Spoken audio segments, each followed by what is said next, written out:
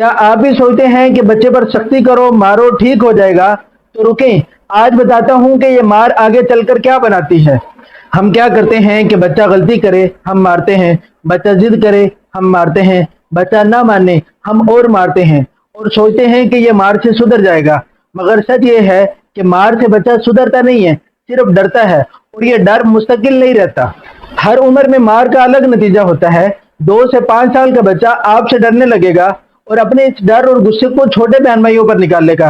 5 سے 7 سال کا بچہ مار سے بچنے کے لیے آپ کی آنکھوں میں دیکھ کر جھوٹ بولنے لگے گا، آپ کے سامنے معصوم اور سب کے لیے بدتمیز ہوگا۔ 7 سے 9 سال کا بچہ سیکھ جائے گا کہ طاقتور کمزور پر ہاتھ اٹھاتا ہے، اور وہ اسکول میں اپنے سے چھوٹے بچوں پر ہاتھ اٹھانا شروع ہو جائے گا۔ 9 سے 12 سال کا بچہ بالکل ڈھیٹ ہو جائے گا، آپ کی آنکھوں میں آنکھیں ڈال کے کہے گا کہ مار لو، کتنا مارو گے۔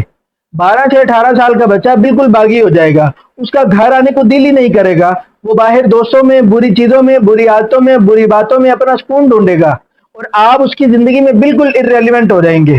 لوگ کہتے ہیں کہ پرانے وقت کی مار نے ان کو سیدھا رکھا، نہیں، اس مار نے صرف ڈرنا اور جذبات کو دبانا سکھایا۔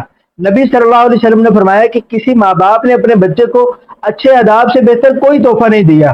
تربیت مار سے نہیں، آداب سے ہوتی ہے۔ ماہرین کہتے ہیں کہ تربیت میں واضح حدود اور نتائج ضروری ہیں، اور غلطی پر ایکشن لینا بھی ضروری ہے، مگر جسمانی تشدد اور ذلت یہ تربیت نہیں، تباہی ہے۔ آج سے نوٹس کریں کہ جب آپ بچے پر غصے میں ہاتھ اٹھاتے ہیں تو کیا بچہ واقعی ٹھیک ہو جاتا ہے یا زیادہ ضدی اور ڈھیٹ ہو جاتا ہے؟ آج سے مار چھوڑیں اور نتائج اور حدود اپنائیں، بچہ خود بخود ٹھیک ہو جائے گا۔ آج ہی گھر میں آزمائیں اور کمنٹ میں بتائیں کہ کیا آپ کا بچہ بھی مار سے ٹھیک ہوا ہے۔